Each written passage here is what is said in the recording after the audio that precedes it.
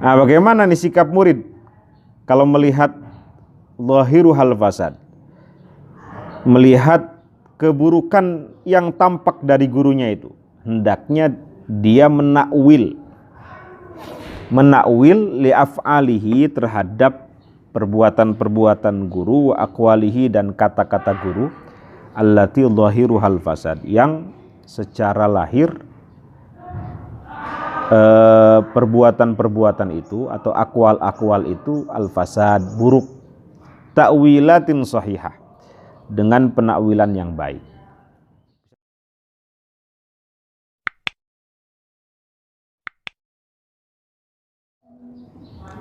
Bismillahirrahmanirrahim. Qala al-muallif rahimahullahu tabaraka wa ta'ala wa nafa'ana bihi wa bi'ulumihi fid dharaini amin. Faslun wa mimma yata'akkadul i'tina bihi, dan termasuk adab yang hendaknya diperhatikan oleh seorang murid, termasuk adab yang hendaknya ditekankan oleh seorang murid, alla yaqra'a 'ala syaikhi, ia tidak belajar, maksudnya belajar di sini yaqra'a 'ala syaikhi, kepada gurunya, fi hali syughli qalbi syaikh, dalam keadaan guru tersebut hatinya tidak fokus atau tidak konsentrasi, hatinya sedang banyak pikiran, sibuk. Wa malalihi, dan dalam keadaan guru tersebut jemu atau bosan. Wastinfarihi, dan dalam keadaan takut. Wa ghammihi, dan guru tersebut dalam keadaan sedih. Wa farahihi, dan juga dalam keadaan sangat senang. Jadi kalau lagi senang gurunya jangan belajar dulu, biarin senang dulu gitu. Ya, ini sifat manusia yang harus dihargai ya. Siapapun sebenarnya, terutama guru kita. Wa ju'ihi, jangan belajar kepada guru kalau dalam keadaan guru tersebut lapar gitu. Wa atshihi, juga dalam keadaan haus. Wa nu'asihi, dalam keadaan mengantuk. Lagi ngantuk gitu setoran, jangan dulu. Udah tahu tidur masih setoran begitu, diam aja dulu, enggak apa-apa. Biarkan menikmati ininya, ngantuknya gitu. Wa qalaqihi, dalam keadaan guru tersebut gelisah. Wa nahwi dzalik, dan dalam keadaan apapun ya, mimma yashukku alaihi, dari apa yang dapat memberatkan alaihi, atas guru tersebut, au yamna'uhu, atau yang dapat menghalangi guru tersebut, min kamali huduril qalbi, dari sempurnanya konsentrasi atau hadirnya hati gitu, maksudnya konsentrasi guru untuk dapat mengajar, wan nasyat, dan juga semangatnya guru tersebut dalam mengajar. Jadi segala sesuatu yang dapat menghalangi guru, memberatkan guru, atau segala sesuatu yang dapat menghalangi dari konsentrasi guru untuk dapat mengajar, bila perlu dihindari oleh seorang murid untuk belajar terlebih dahulu. Lagi nggak semangat misalnya, ya jangan belajar dulu. Karena ilmu yang akan disampaikan ya tidak maksimal. Wa an yagtanima, ya betul. auqata nasyatihi, dan hendaknya seorang murid juga memanfaatkan igtanim khamsan qabla khamsin, manfaatkan 5 perkara sebelum datang 5 perkara. Wa an yagtanima auqata nasyatihi, dan hendaknya seorang murid bisa memanfaatkan waktu-waktu semangatnya seorang guru. Wa min adabihi, saya baca dulu lah. Dan termasuk adab seorang murid itu an yatahammala jafwata syekh. Ia sabar atau menahan diri, membawa diri jafwata syekh terhadap guru yang jafa itu sangat tegas, sangat keras. Mungkin ada beberapa guru yang keras, tegas ya. Harus menahan diri, sabar. Wasu'a khuluqihi, dan keburukan akhlak guru terhadap muridnya. Ini diantara adab seorang murid kalau melihat ada gurunya yang mungkin killer misalnya secara lahir ya, atau mungkin terlihat secara lahir akhlaknya kok buruk gitu. Sabar, jangan-jangan pura-pura. Ada guru itu yang galak untuk mendidik nafsu kita. Saya pernah cerita mungkin ya. Saya menghafal Quran itu kepada Hadratus Syekh Kiai Mufid Masud. Zaman saya itu masih ada tradisi smackdown gitu dari guru, itu biasa. Mungkin sekarang sudah tidak ini ya. Tapi dulu di smackdown itu biasa. Ya alhamdulillah begitu. Mundur, baleni, itu biasa. Alhamdulillah, dan banyak yang jadi kiai ternyata gitu. Kalau sekarang kan dikit-dikit dilaporkan ya. Dulu Kiai Mufid begitu, tapi ya kita menerima, alhamdulillah, tidak ada yang marah, sedikit pun tidak ada yang marah. Kalau gerundel sedikit begitu, beliau tahu. Ya. Ya ini harus sabar. Jangan-jangan yang dipukul itu bukan diri kita, tetapi nafsu kita yang kebanyakan nafsu manusia itu la'ammaratum bisu, condongnya kepada keburukan. Makanya Pak Kiai kalau tidak salah nulis dalam sebuah buku itu, beliau menghimpun kata-kata inzar di dalam Quran itu lebih banyak daripada kata-kata tabsyir, daripada kata-kata mubasyir. Kata-kata tabsyir itu hanya 18 kata dalam Quran itu, 18 apa 19 gitu. Sementara kata-kata inzar, kata-kata mundir itu hampir 59 kata. Ini kata beliau isyarat bahwa manusia itu membutuhkan banyak asupan indar. Isyarat bahwa manusia itu banyak membutuhkan makanan peringatan, indar. Kenapa? Karena nafsunya kebanyakan condong kepada an-nafsul ammarah bisu itu. Jadi harus tiap hari diberikan peringatan.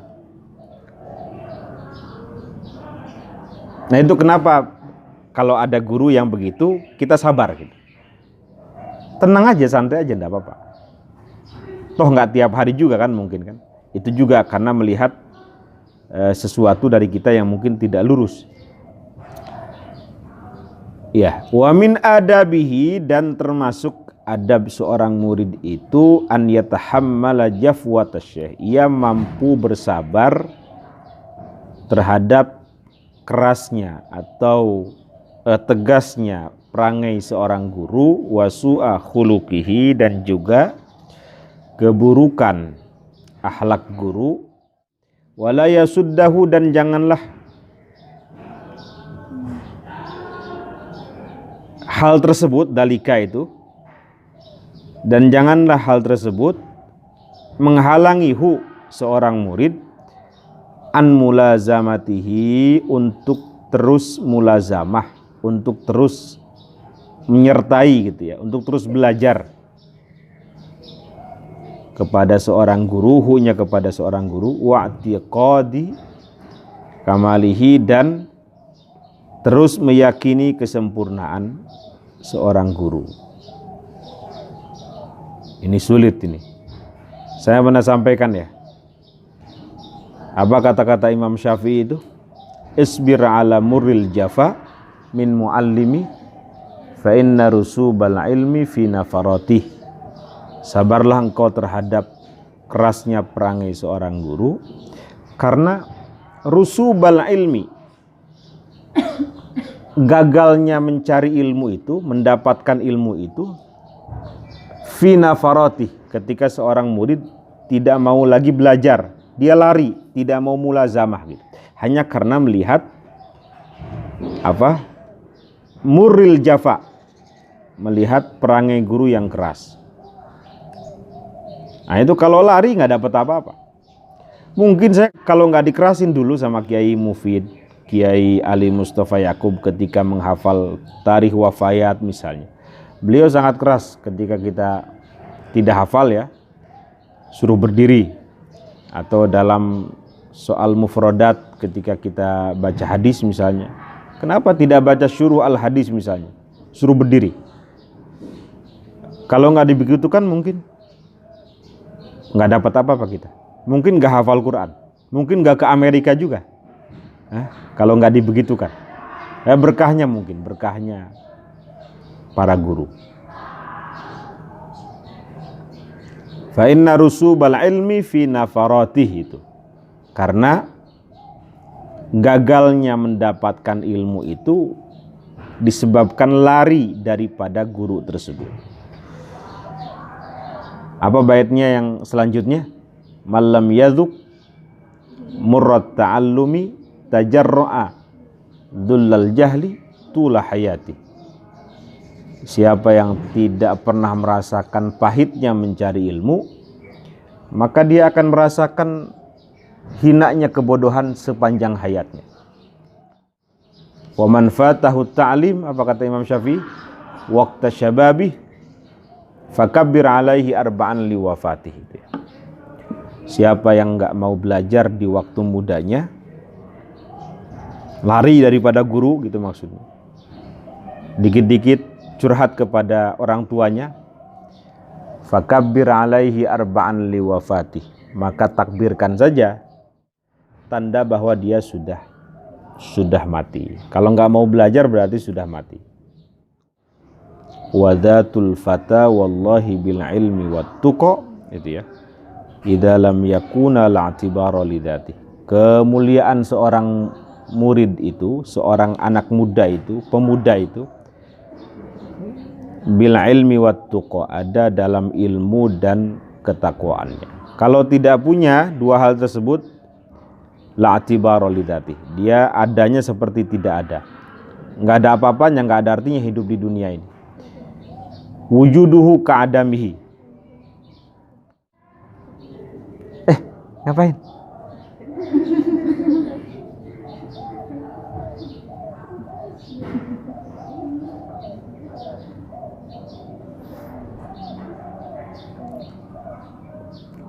Dulu itu saya pernah cerita apa belum?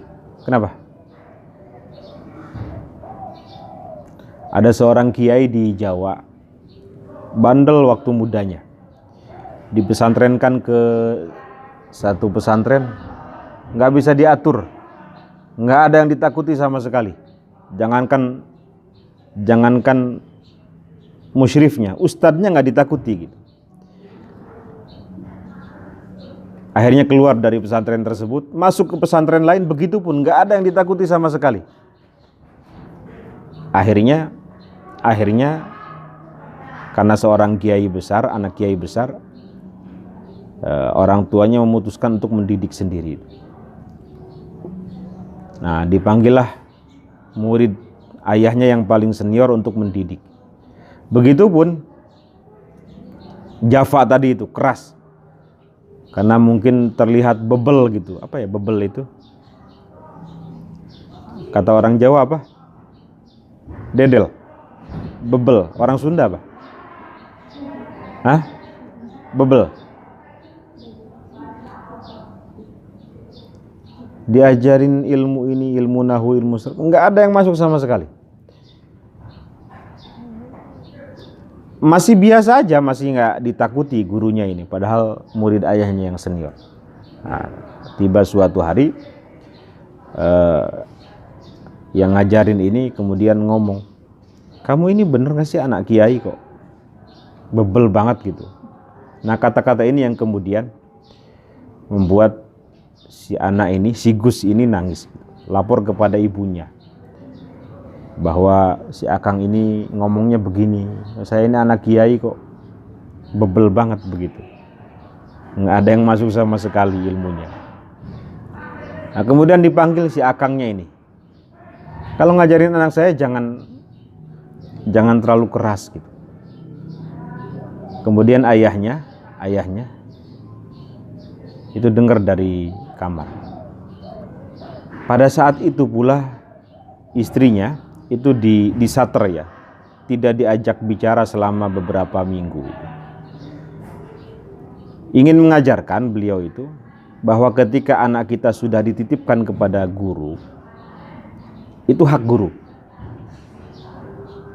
untuk bersikap apa saja. Jadi kalau hanya diomongin begitu aja gitu, ya biasa aja seharusnya ibunya kan. Nah, kemudian ingat satu bait ini, isbir ala muril jafa min muallimi fa inna rusubal ilmi fi nafarati. Guru itu bebas sebenarnya. Ya tentu akan melihat ini ya, kondisi tidak sembrono, tidak seenaknya. Marahnya pasti ada aturan. Nah, akhirnya sang istri ini, bunyainya, tidak diajak bicara beberapa minggu. Tidak boleh intervensi terhadap guru yang sedang mengajarkan murid, hatta itu anaknya sendiri.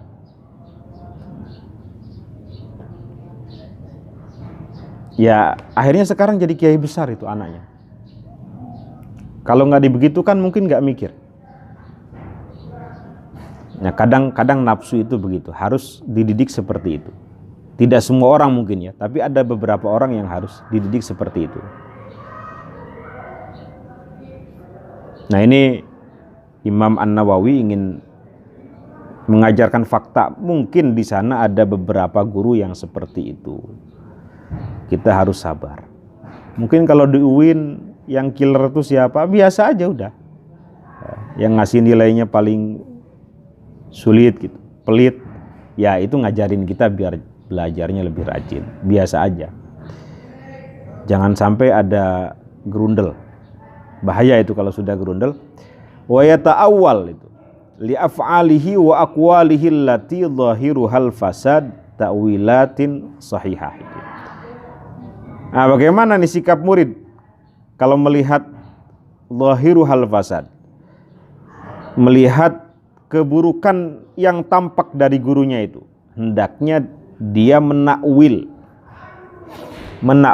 li af'alihi terhadap perbuatan-perbuatan guru, wa aqwalihi dan kata-kata guru, allati dhahiruhal fasad, yang secara lahir perbuatan-perbuatan itu atau akwal-akwal itu al-fasad, buruk, ta'wilatin sahihah, dengan penakwilan yang baik. Bisa dipahami? Ya, kalau melihat perlakuan, perbuatan guru, kata-katanya yang secara lahir itu kok kayaknya nggak sesuai dengan bayangan saya, rusak gitu, buruk, jangan-jangan sengaja. Nah, maka tugas seorang murid itu menakwilkan apa yang diperbuatnya dengan takwil yang lebih baik, takwil yang sahih. Boleh jadi guru itu seperti ini karena ingin mengajarkan ini.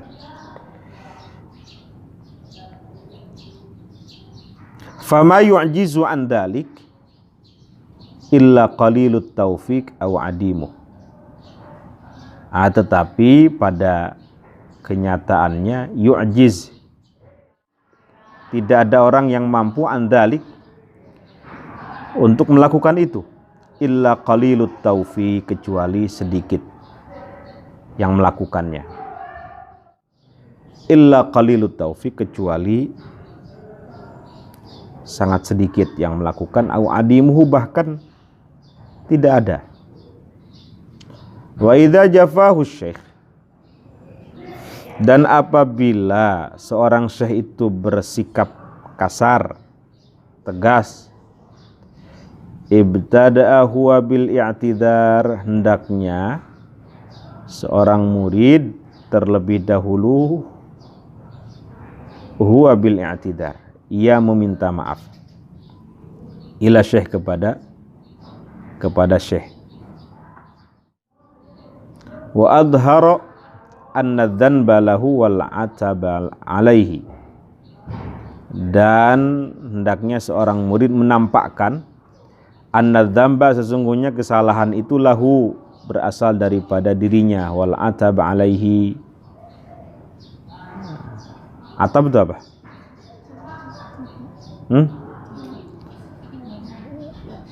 Apa? Ya, celaan ya. Alaihi, atasnya.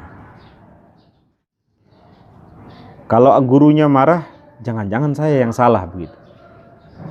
Kadang guru itu ketika marah tidak menjelaskan salah kita. Kadang, salah saya di mana ya? Kayak dulu saya pertama kali dipukul, tapi jangan bilang-bilang ya. Semua santri pernah dipukul, pernah di smackdown. Tapi saya dulu pasti ingat 77, hanya karena kurang panjang, mad jaiz itu. Qalallahu inni munazziluha alaikum faman yakfur ba'du minkum fa inni u'adzibuhu 'adzaban la u'adzibuhu ahadam minal alamin. Itu kan ada 3 mad jaiz di situ. Sebenarnya boleh 2 harokat, mad jaiz itu boleh. Hanya karena beliau thariqahnya bukan thariqah yang 2 harokat gitu.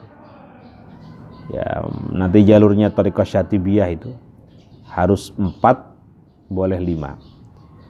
Baleni, kata kiai, perasaan saya benar, gak ada yang salah gitu. Baleni lagi, ulangi lagi. Baleni, paham kan? Nah, ulangi lagi sampai beberapa kali, perasaan saya nggak salah gitu. Kemudian suruh mundur. Saya tanya kepada senior itu, saya salahnya di mana ya?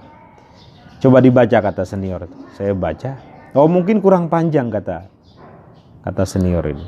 Oh, saya baru paham bahwa beliau kalau ketemu mad jaiz itu sama kedudukannya dengan mad wajib. Mad wajib 4 harokat, maka mad jaiznya pun harus 4 harokat. Kita baca mad wajib 5 harokat, mad jaiznya pun 5 harokat. Kadang tidak dijelaskan pada saat itu, udah pukul aja udah, biar kita nanya sendiri.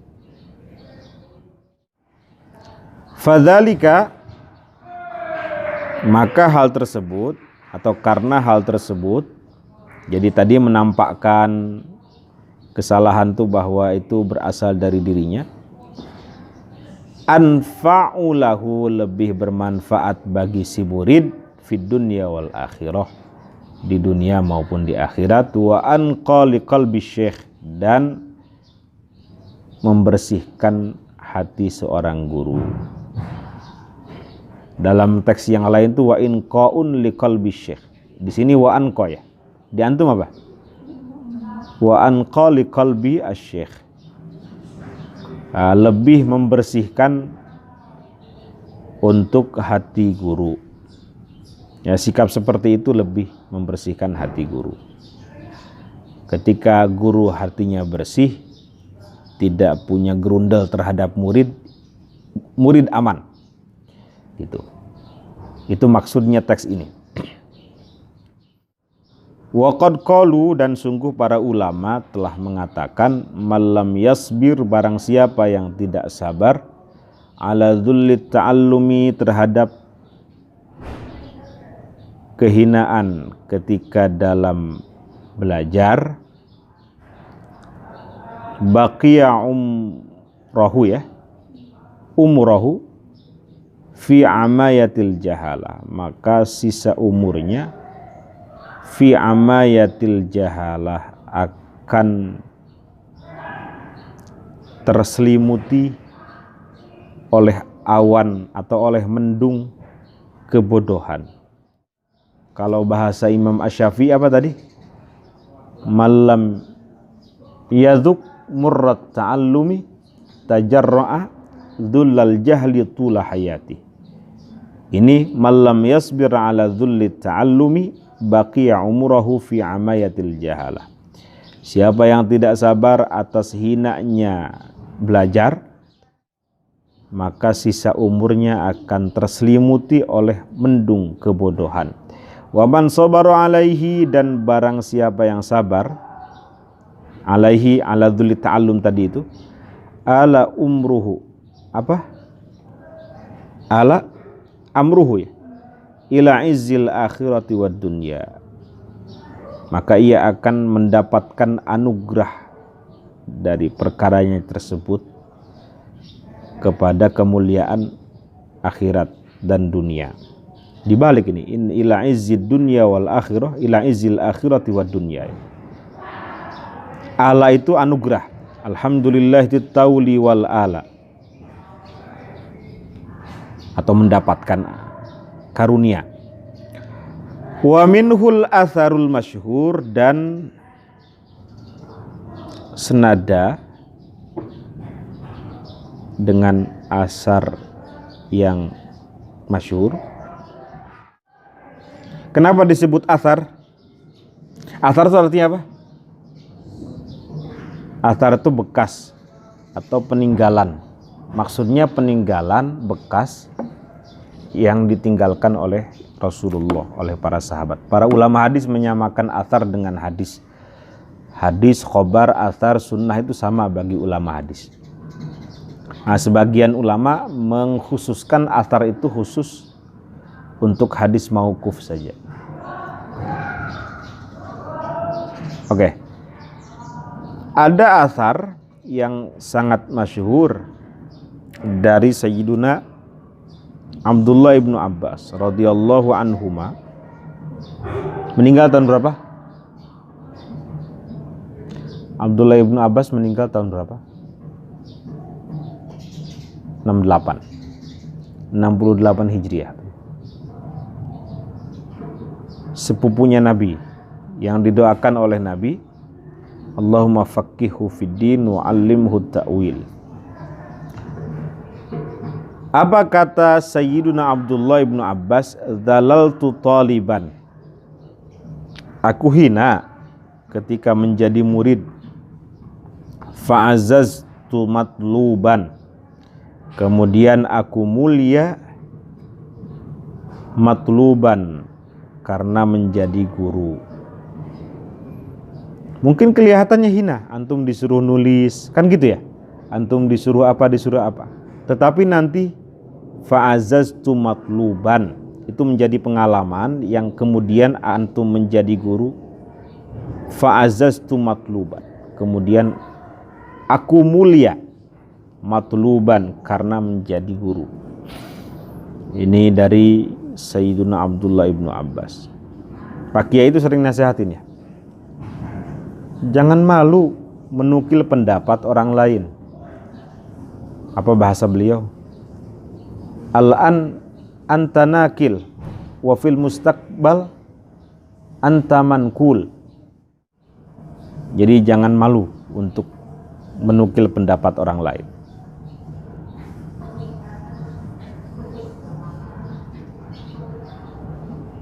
Wa qad ahsana man qol, dan sungguh sangat baik orang yang mengatakan, man lam yadhuq ta'mal madallati sa'atan, barang siapa yang tidak merasakan